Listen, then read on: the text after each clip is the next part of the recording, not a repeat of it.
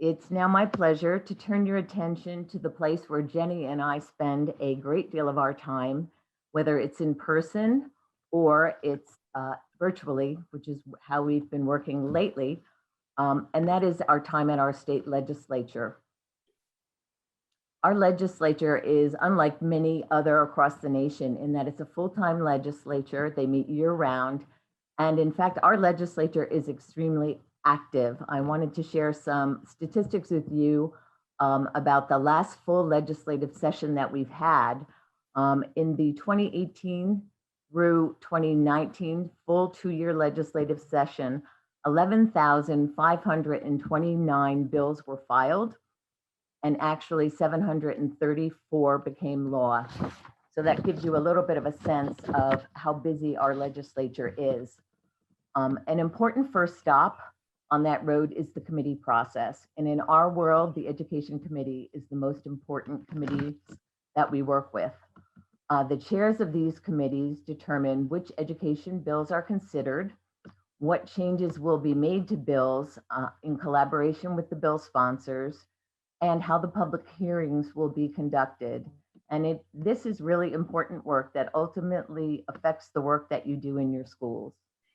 And we are indeed fortunate to have two dedicated and thoughtful chairs of our education committees in the New Jersey legislature. And it's my pleasure to introduce them to you today. Senator Teresa Ruiz has served in the New Jersey State Senate since 2007, and she holds key leadership roles, including that of Senate President Pro Tem. She is the first Latina to hold that role. She also serves on the Senate Budget and Appropriations Committee. Senator Ruiz has been a tireless advocate for our students, for equity and justice for all groups, and is the author of numerous education laws over the past decade. These include the Teach NJ tenure statutes that you all live and work with, a law that establishes guidelines to protect the rights of transgender students in our schools, and the law to provide in-state tuition rates to undocumented students. It is a pleasure to work with and to introduce Senator Teresa Ruiz to all of you here today. And now moving to the General Assembly. Assemblywoman Pam Lampett has served since 2006, and she similarly holds key leadership roles, including that of Deputy Speaker. She currently serves as the chairwoman of the Assembly Education Committee and vice chair of the Assembly Financial Institutions and Insurance Committee. She also is a constant advocate for our students, and she helped author key reforms in the New Jersey STARS program, ensuring that the program would continue to offer the broadest scholarship opportunities to the widest number of students. She is the sponsor of legislation to combat child hunger, to end the practice of lunch shaming in our schools, and to address meal debt practices in schools. She has also been involved in efforts to raise awareness for and expand services for mental health care in our schools, and to address suicide prevention for New Jersey's youth. And last but certainly not least, let me introduce Mr. John Mooney from New Jersey Spotlight News. We're always happy to have John here with us to moderate our program. And this year we look forward to a more in-depth conversation with the chairs of the education committees. So I'm going to turn this over to John. Before I do so, I ask that everyone put their cameras on speaker view and put your sound to mute. And I turn this over to John now. Thank you. Hi, everybody. Can you hear me okay? I think I'm here. Yep. Thanks very much, Deb. And I thought it was great that you were one of the options of who was the last speaker. I think to all you out there, Deb Bradley might as well be in some ways speaker on education issues, in that she is a tremendous force for your causes in the State House, and lots of credit to her, and also a good friend. So thanks for the kind words, but right back at you, Deb. So well, this is a great opportunity to be doing this with the two chairs. I don't think I've ever had this opportunity to sit down with Senator Ruiz and Assemblywoman Lampett together. And I think it's a great chance to talk to them about what's going on in the legislature, and also to be able to refer some of your questions along the way. I wanted to just start with a little background for those who may not know you well, and just how does one become chair of a legislative committee, especially around education. Both of you have a long background that led to that, and we don't need your full bio, but let me start with you, Assemblywoman Lampett, because you're the newer to the seat of power, as they say. Tell us a little bit how you ended up first on the committee and then as its chair, and your own interest in getting that far. Well, thank you, John, and really thank you, everybody. Deb Bradley, kudos to you and your team. You know, having close to 200 people on this Zoom. This is probably one of the largest Zoom meetings I've been on, so kudos to you.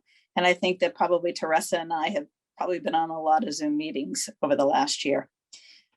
So your question, John, nobody's ever posed that question to me directly. So kudos for you for an original question. You know, as the transition changes every 2 years, the speaker will ask members what committees they would like to be on, what committees would you like to chair, vice chair, you know, where are your interests? And I think all of you know, I work in higher ed, and I've been the chair of higher education. I've been the chair of women and children. And it seemed like a good progression to be able to go from higher education, to education committee.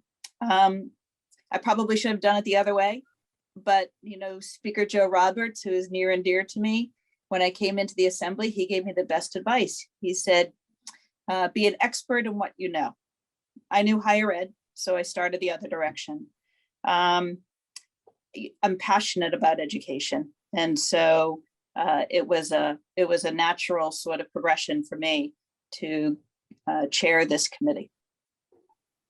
Great, thank you. And Senator Ruiz, you've been in that seat for a bit longer, and I, have worked with you for a long time. But take us back a little bit to how you ended up there. Obviously, you have a background in education yourself as a former teacher. But tell us a little bit about what put you in that, because I've said this in print. You were, and certainly with Assemblywoman Lampett, two of the most influential, if not the most influential, legislators on education issues in the state. And certainly anything that happens through the legislature goes not just through your committees, but obviously through your own review as well. But tell me, Senator, a little bit how you ended up in that position. So mine, to be honest, and I shared this story publicly. First of all, thank you to Deb for inviting me, and a great debt of gratitude for everyone who's on this call, who's probably triple tasking between teaching their own kids, figuring out how they're going to open their schools. So thank you for being a partner in this uphill battle that I think is finally, leveling off, or at least I want to believe that 100%. And to our moderator here, John, who's on brand with his coffee cup and with his background, never. NJ Spotlight all the time, every day, all the time on brand. So for me, I was a preschool teacher before the Abbott decision, so I wasn't certified. I always share that because, that's even another broad step that people who want to commit themselves to the most important profession have to undertake. So I had that in my heart and my soul, and I really ran on a platform of, at the time, it was the SEC transition into the SDA. And one of my first press conferences was standing in the parking lot of a building school building that was built under Abraham Lincoln's administration, and just bringing a call to attention for equity in spaces that were centuries old, and certainly would present a myriad of health problems, space problems, and curriculum problems when you're expanding your scope of work in the classrooms to meet the 21st century agenda. So that being said, I was fortunate enough that when I joined, I think slightly different. I think in the Senate, we have more opportunities because there's fewer of us, right? Make a request and get kind of seated where our our interests are. So I asked for a seat on the budget committee, which I thought was going to be a long reach. And I asked for a seat on the education committee. Interestingly enough, I got appointed to leadership right away because nobody wanted to serve in education back in the day. I'm not sure if that has shifted. Nobody wanted to serve in education committee. I guess they thought it was the most boring place to be. What for me would be the most dynamic. And I think when I took the helm of that role, really, it shifted the energy in there because it was an undertaking that I will tell you, a debt of gratitude to my leadership in my house, who when the leadership roles change in the presidency seat, we were asked again, would you like to change committees? And I said, the only thing I would like to do is chair the education committee, but I was very transparent to say, if you afford me this opportunity, I am going to undertake tenure reform change. And so I think any other leadership perhaps would have been hesitant to offer me that role because we know that things that require a lot of courage sometimes get paced at a slower rate. And I was just given a full opportunity to embrace that challenge in a leadership position. And so rolled right into it, I think nearly a year and a half after I was first elected into office, which was quick. I got the budget seat real quick. I know we're not talking about that, but because that was the year that the budget tanked and they gave women all seats on the budget committee so that we can deliver the bad news. That's my theory in my head anyway. So that's my 2-minute intro. Yeah, impressive that you started with an easy topic like tenure reform. Nothing like diving right into it. And I'm always curious about this as a reporter. Do the chairs of, in this case, the 2 chairs of education committees, do you confer a lot on bills, on action? Is there, you're obviously both of the same party, but, is there much, are you sharing your agendas and even your dockets? And I'm never quite clear on whether the Senate and the Assembly are always walking in similar steps. We share a lot of frustration, if we're going to be open. We share a lot of frustration. We'll call each other when something hits the press, and I won't share all the passionate words that are exchanged in our discussions. I think since the chairwoman Lampet has taken the seat, there has been much greater collaboration between the 2 committees that previously had not been happening. I think because we look at education through the same lens, and I don't want to speak for her, but my role, I've always felt, is to be an advocate for those who don't have a voice, and that's students in this seat. And so as challenging as that may be, I feel that she's a partner in that. So I think there's more collaboration. We don't, if you're asking for specifics, we don't sit there and formulate the agenda and say, are you going to do this and that? But I feel like we have a great friendship, and then we have a great collaboration as far as our leadership roles. You want to add anything to that, Assemblywoman?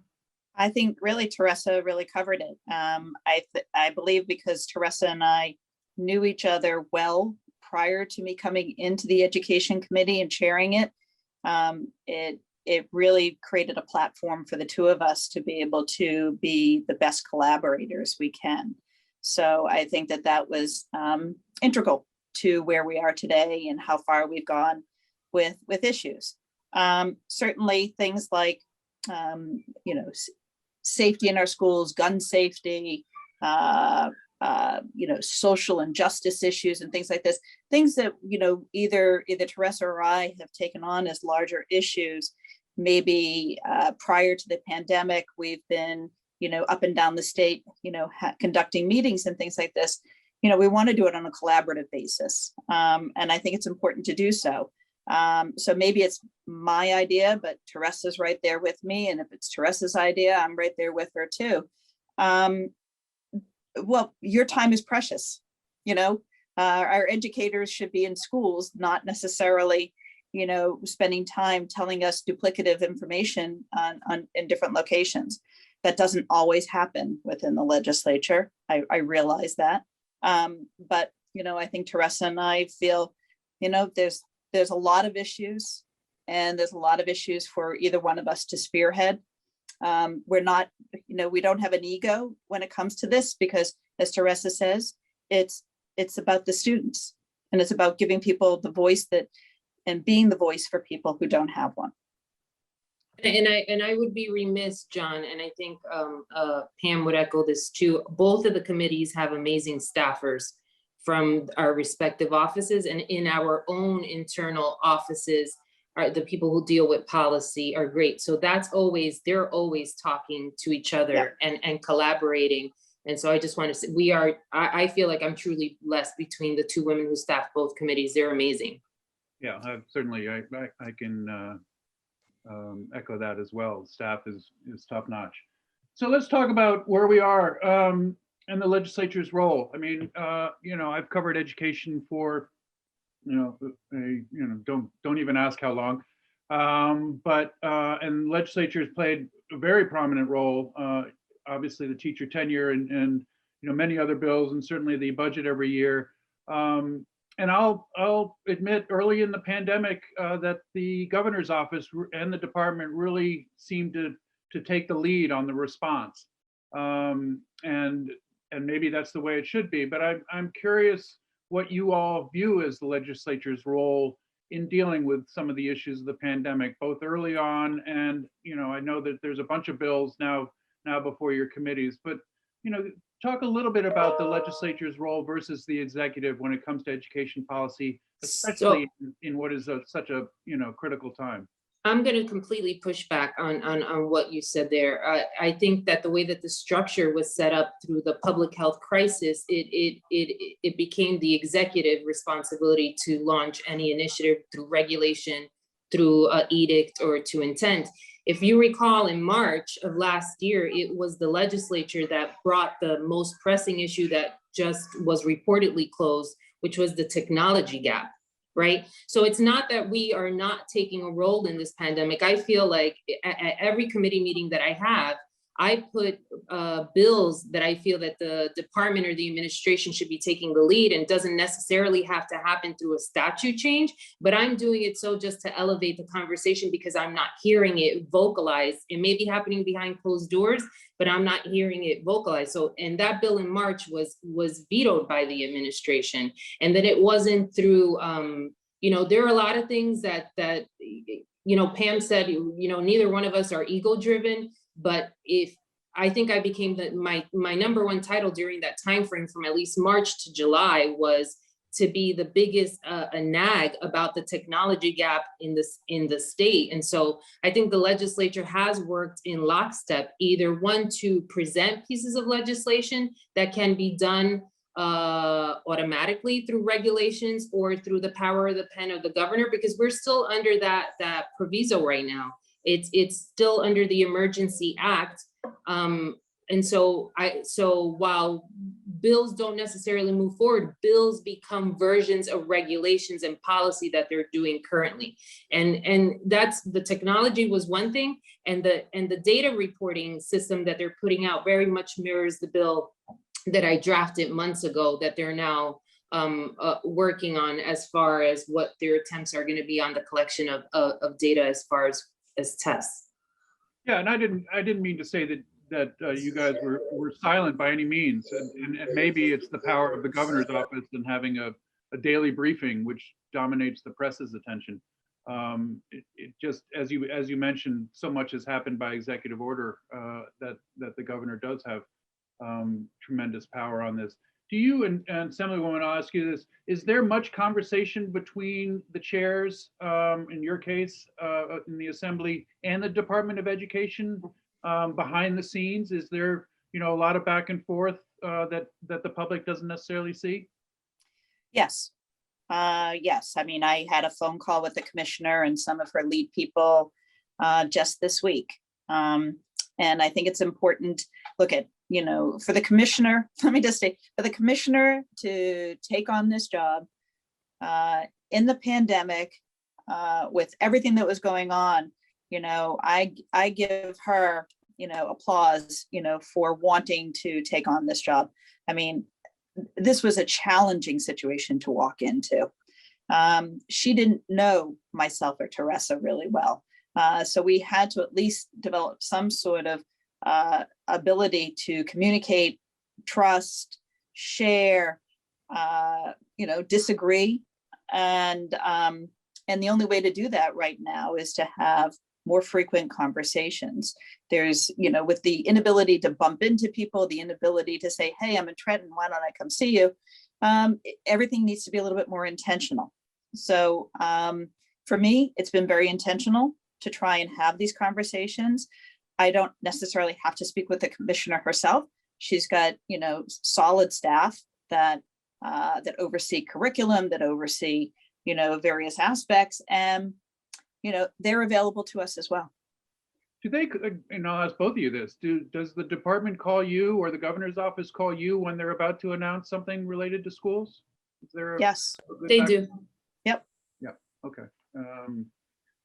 I've wondered they might that. only give us a few hours notice, but they do. And I think more so now.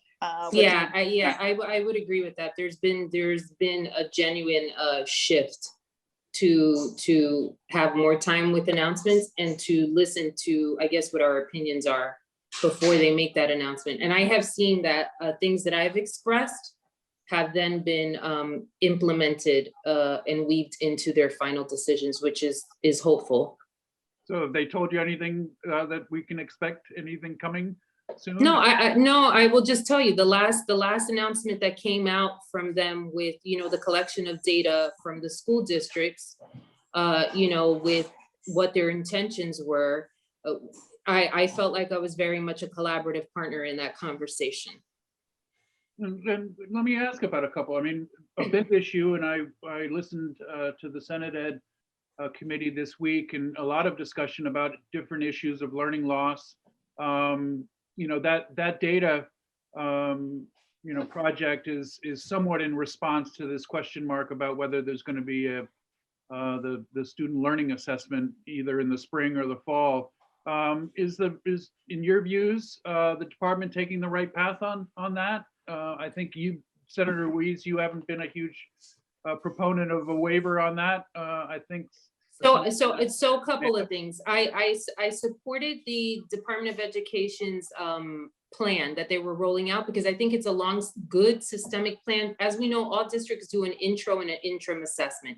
They utilize that data within the districts themselves, but they never report it up. The department's goal now is to create some infrastructure where districts could report that information up and it could get kind of merged. It's not going to be a perfect picture because people are utilizing different means of collecting this data, but it could provide additional information. This happened days before the feds put out their first statement on the waiver. The way I read it, I don't think we can get out of doing the assessments as we know it. But I feel like there's a lot of opportunity for creativity and flexibility, and the imperfect should not be, what's that phrase? Whatever it is, you all know what I'm talking about. Perfect enemy of the good. Yeah, that's it. I was thinking of it in Spanish. So my point is, and I want to stick on this note for a little bit. If we know that we have to do that, I'm hoping that DOE is already strategizing about how to do it.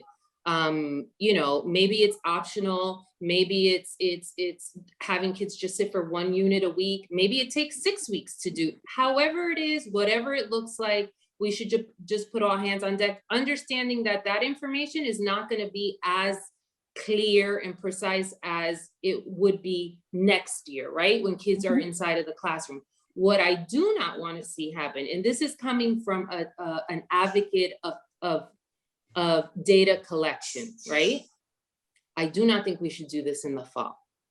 September should be the most opportune time for every administrator, principal, staffer, teacher, student, and parent to just have a clean slate of having their children go back to school and focusing on that. I think one of the worst decisions the department can make is to push these assessments into the fall sphere and have students go back and feel kind of comfortable in their return setting, and then have the teacher say to them, okay, next week we're going to be silent for a week because we're going to be doing test taking. I would much rather see it done now, or maybe even through the summer for the later high school grades if we have to do that, with an emphasis focus on third and fourth graders, and then a provision for the current juniors who haven't taken any of the parts that are for for graduation requirements. And this is where my fear is, the unintended consequences of not doing this, right? So the juniors who are currently now did not take any part sophomore, freshman year because of the pandemic. If we don't offer it this year, will not be available the second part during the sophomore year. And when things revert back to statute and not gubernatorial edict, it is a requirement by statute that seniors have to take these parts of the test. And so that's what, I'm not saying do this and let's stress students out. No, let's try and do this as flexible as possible so that in September, we're solely focused on return to classroom. And I think it'd be too much to do something in fall. We know we're gonna have to do it again in spring. So just to add to Teresa, I toured one of my school districts yesterday as they have approached going into a 4-day in-school week, and had an opportunity to talk to the superintendent about the assessments and what they were going to do. And it's the approach from the DOE, really understanding how our school districts work in reference to whether or not they have in-school assessments or whether or not they, contract. Luckily for South Jersey, there's a lot of collaboration, a tremendous amount of collaboration. And so when we want to do some comparative analysis or when we want to look at the data, there is internal assessments going on, and they will be sharing them amongst themselves to determine whether or not, collectively, how is South Jersey doing? Maybe that's unique, maybe it's not, maybe it's happening in Newark and Patterson, maybe it's happening, in Bergen County. I don't know at this time.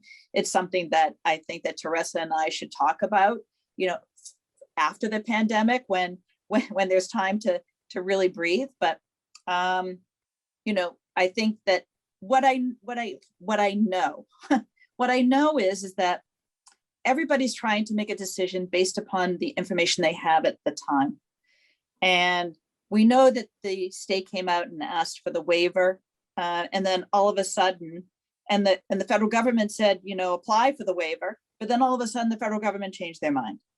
It's the pandemic, people. We have to allow people the ability to have the flexibility to, reshift their course of action, so that we can be timely, and we could be thoughtful about what we're doing. So it's not a negative as far as I'm concerned that the government said, apply for the waiver, but now they changed their mind. I think it shows the fact that they're still doing their due diligence. And I believe our DOE is trying to continue to do their due diligence when it comes to trying to decide, when and how to do the assessments. I agree with Teresa. I think that, look at this, there's a lot of money on the table right now, John, and to everybody, there's a lot of money being placed on the table, okay? This is an opportunity for our schools to really look at this funding and make some sort of appropriate determination about, do they put money into the summer learning loss? Some of it they have to if they've applied for one of the 3 grants within DOE. But do they put it into, additional technology infrastructure, and observing the classes yesterday, where was the money best spent? This is like a once in a lifetime sort of opportunity, to see this kind of money flowing into our schools, some with ties to commitments about what they have to do and some not so much. So I'm hoping to all of you out there that you are taking a breath and taking the time to really truly evaluate your school districts, using the money as your school district needs. I don't want to sit here, and neither does Teresa, want to say and be very, very prescriptive about, this money. There are taxpayers that would say, yes, we should, but I don't want to be that prescriptive. Can I just follow up on that? Sure. I don't think we should be prescriptive, because what's good for if one district is showing that, students need more help in ELA, right? That their main focus or their program should be centered on that. There could be another district that's just doing well overall, and then they can utilize their funding to create other opportunities.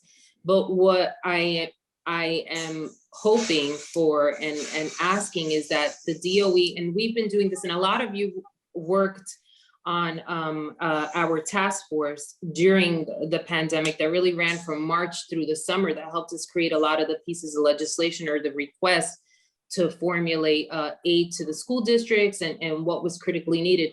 I do feel that we should have a centralized blueprint for just uniform basic expectations, right? So New Jersey, I got a brief summation of the New Jersey Strong, which was the free assessment that the state offered and rolled out. I don't know if that was made public, but and I can't tell exactly what districts participated, if there were big urban districts or rural districts or specific socioeconomic bracket districts that participated, and I'm going to get that information. But it was already flashing an indication that there is some learning loss and that there's a need. So I'm hoping that DOE, and this is what I've been requesting of the department, quite frankly, pre this administration, this administration.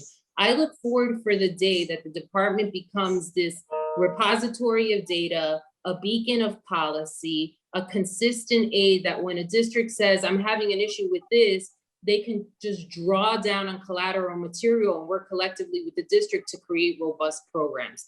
And so since we're not quite there yet, I do think we need a foundational blueprint that takes us through the summer and September, which we haven't seen. Yeah, and you know, there are some bills out there that speak to some specifics to that blueprint. We've had a bunch of questions, and I was going to ask you sort of about, you know, the notion of mandating things of districts versus allowing the flexibility, because obviously we have a lot of different models out there. But a bunch of folks asked about the bill that would allow parents to retain their students, and I think there's one. I think Heather Moran, if you're out there, you asked a question about the retention bill. Would you like to repeat it for our panelists? Sure, thank you so much. And thank you so much for being here to talk about the education of our students, and the fact that you said we put students first matters so much to, I'm sure, everybody on the screen today. Heather, where are you from? Just so I'm from Logan Township in South Jersey. I'm the proud principal of Logan Middle School. Children always benefit, we know that, when parents and educators work together for the benefit of our students, whether it's academically, socially, behaviorally. But we also know that retention is the most significant intervention available to a school principal. And this decision is always made with consultation with parents. Pre-pandemic, though, the final decision was on the school, because we try to remove as much emotion from that decision as possible to look at the child as a whole instead of just their academic gaps at that time. Isn't it best to allow this decision to ultimately remain with educators so that we can look to exhaust all other interventions to repair any learning gaps before considering retention? I'll let you answer that. Senator, you're on, yeah. So, you know, we listed the bill on the agenda, and again, there were some questions about it. I think, and I can't speak for the intent of the sponsors, right? It was just to be able to have these opportunities to discuss with the school and to elevate the opportunity of even having that. I think everyone recognizes that that if we implemented a broad program, that it could create unintended consequences for school districts, class size, if you can manage it, all of that, et cetera. But I think even from listening to Senator Turner's comments, and it was just, and it's broken down. Parents can weigh in. It has to be in collaboration. They ultimately can make the decision, at least from what I understood. Hold on a second. My remote vacuum just, hold on. Teresa. You know what, I did not listen to Teresa's hearing to listen to the concerns. If it's you not know, the dog, it's some technology that's going. Were you talking? Go ahead. I was just filling the void while you were dealing with Were you singing? Did I miss it? I took you out of my ear. No, you know what? That is something we don't want to hear. But go ahead, Teresa. So I think the intent, so I think it was broken down and we were trying to get clarification. The parent makes the ultimate decision, only a short, limited a time frame, and I believe it reverts back to the school's decision process. I think the intent of the sponsors, and quite frankly, I joined on as a co-sponsor, is to be able to have parents really engaged more in this process. I really fear for, so you said something that was truly everything in our power to do to bring that child up to speed. But I feel that, and I can only speak to some districts that I know, maybe you have this rolled out already. We don't even know what the return to school schedule is for after spring break, if and where there will be summer robust programs, what opportunities for centralized tutoring expectations are. And so because of that lack of transparency, I think the intent was to be sure that families and parents have an opportunity to weigh in here. I will tell you that if my daughter was in 3rd grade, and because that's the age group that really, I think, gives me most angst, right? Because of all the data that is supported by it. If my daughter wasn't prepared or equipped, that I would really want to repeat the school year, because we know that if you don't capture it in the 4th grade and bring them up to speed, it is an impossible task, and one that really prevents them from fulfilling their 100% expectation of their academic potential. And I also think too that I don't know what the intention of the sponsors were in reference to the piece of legislation. I do know that as legislators, sometimes pieces of legislation are drafted so it can bring awareness, so John can write about it, so that it's now front and center, with the public and to the parents, which I think, there are parents, this is their first time going through school. They have absolutely no idea what can they do, who do they go to? They have absolutely no idea. So by raising, I believe, the awareness, by talking about it, by the media writing about it, it now gives parents an opportunity to take pause and to ask the questions to themselves and to be able to react to it.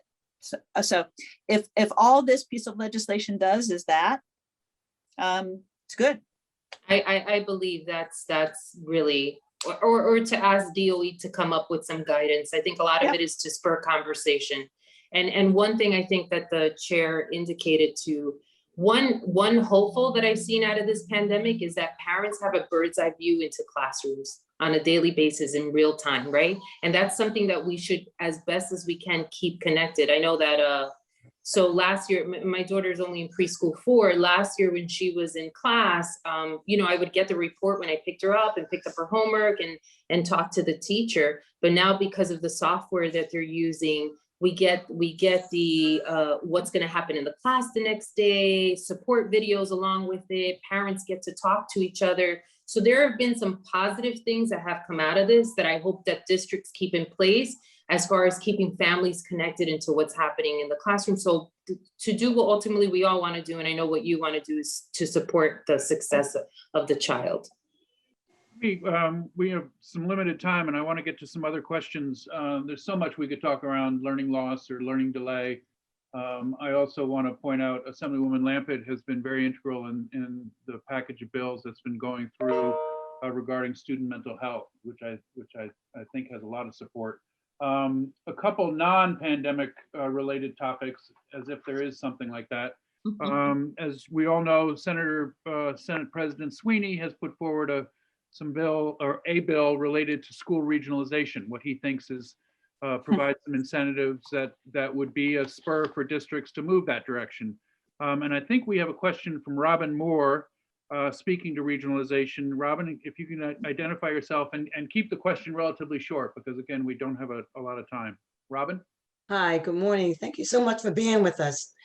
Yes, an article came out in the patch on Tuesday, March 9th, and it basically stated that in New Jersey, Senate Department of Education unanimously approved legislation on Tuesday to start the process of creating K-12 regional and countywide school districts. And my question basically is, will school associations have input into that plan? And if so, when is that plan going to sunset? Is there a real timeline? Because we've been talking about regionalization for almost as long as I've been in administration. And when and if it happens, what about school administration? Because if we're combining K-12s, a regional K-12 district or a regional high school district with a K-4 or a K-6 or a K-8, a superintendent will have to go. So those are my questions. Yeah, and let me add to that. This bill, admittedly, Senator Sweeney's been talking about it for a long time, but it seems to be somewhat on a fast track. It had a short little hearing with your committee, Senator, and I don't know yet where it stands with the Assembly, but give us your take from the membership side. If all of you remember, 8-10 years ago now, Senate President Sweeney tried to do this in a pilot program in his home district. It was met with fear. It was met with, angst, and it was met with a lot of roadblocks to be able to move forward. So this has been a priority for him for a long time. I can't speak to the piece of legislation itself. I believe, Teresa, you had it up in committee for discussion only, or? It was voted, but I'm not sure what the tracking of it is. And just to note, this is a permissive piece of legislation. So it really comes from the bottom up. It's not top-down approach. Which is very important for everybody to hear again. There are many times that we do that in the legislature, make it permissive. Yeah, and the school boards, so to the question before, school boards would need to vote for a feasibility study. So I feel like there would be a lot of localized conversation before any tangible traction would take place. But I also think too, that a lot of these things that we make permissive or a pilot program, unless there's some real momentum based upon, the district, nothing happens. Specifically, talking about later start times for school. There's a piece of legislation making it permissive, doing a pilot program. I don't think, so it hasn't really quite moved forward. So, and that becomes frustrating. Has anyone signed on in the Assembly for this bill? I don't think it has an Assembly bill yet. I do not know. Okay, but not you, I guess. Not at this time. That you know of. That I know of. Look, and it may appear on the agenda next week. It's the Senate President bill, and so I can't really speak to that. But the fact that I feel like there's levers in place, that this would really be something that a district wants, and that the board wants to, that there are levers in there that it's permissive. It has to be voted on by the school board. That there will have to be a lot of localized discussion about it. And I do believe in his district, if I'm not mistaken, there might be areas that do want to pursue these avenues, whether it's for maximizing resources and the budget, or for centralizing curriculum.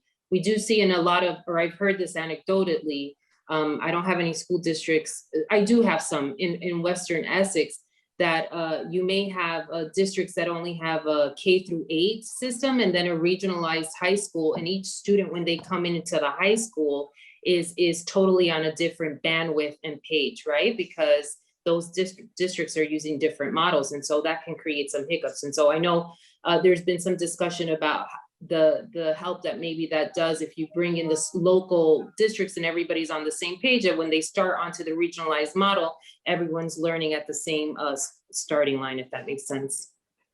Unfortunately, I have a couple minutes, and I did want to, because I know at least one of you had to get off at 11, but I wanted to ask a final question, somewhat bringing it full circle around to how you became a legislator and chair. If you were governor for the day or a week, whether it in the pandemic or not, here you're in the executive chair. What would you do for schools? What would you want to tell this audience you would do for schools? Wow, wish list. You only have a minute. Yeah, I know. You know, I haven't created my Christmas list or, my wish list. I believe that, there's so many different triggers that prevent something from actually happening. And if we were able to have an opportunity to sit down to think about what are some of those triggers that put roadblocks for progressing into, the 2020s and continuing, that's what I would do. I would do a blue ribbon panel to be able to look at some of the things that have become roadblocks for ourselves so that we can remove some of those roadblocks so that we're better at moving forward, into this technology world, into, the world of educating our kids and our students differently. I might add, I think the joint committee, or I saw one committee had sought to have a reopening hearing, and the administration didn't join for that, but that's another conversation. Yeah, that was the joint public schools. Yeah, Senator Ruiz, Governor Ruiz, we'll go with for a moment. That would be the most busy day. I would tell you that I would claim the moment at 12:01 a.m. and wouldn't give it up until 12 a.m. the following day. And this is what I would first say is a debt of gratitude to everyone who partnered in this pandemic. I saw it firsthand. Living rooms were turned into learning labs in March, overnight, and people did it independently and willingly, and districts struggled. The message that I would want to say is that you're not going to struggle independently, that we're going to be a partner in this, that we're going to create flexibility measures for everyone, but we're going to have uniformed approaches so that parents and superintendents and principals at least know what expectations are. That yes, New Jersey gets touted as a #1 public school education system in the country, but it is not a truth for every single student in each one of our communities, and that we will not give up creating policy and making investment until that is true.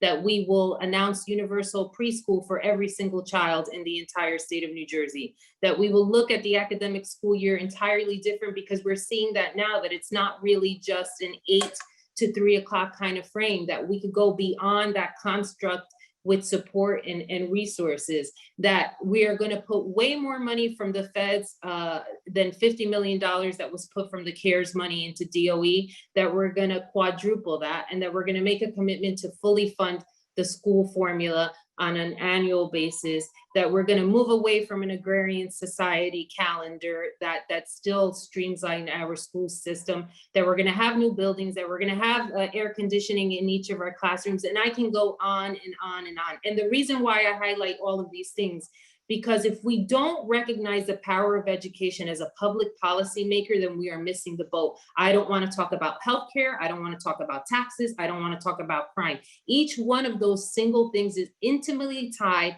to the academic settings that we offer a child. Give a student an opportunity to, excel and to reach their God-given potential. You talk about a well-rounded New Jersey tax-paying resident that becomes part of the community setting, and that doesn't create another different system where we have to create support mechanisms. Invest early on, invest all the time, and look at the return of that will be much greater. Well, that will be a busy day. Yeah. So, we've unfortunately ran out of time. As we could keep going, lots to talk about, and hopefully we can do this again. But thank you both for joining us. I think it's great for folks to get to see you somewhat in person, and hear you talk about these important issues. So thank you very much for that. And now I will send us all back to Deb Bradley, I believe.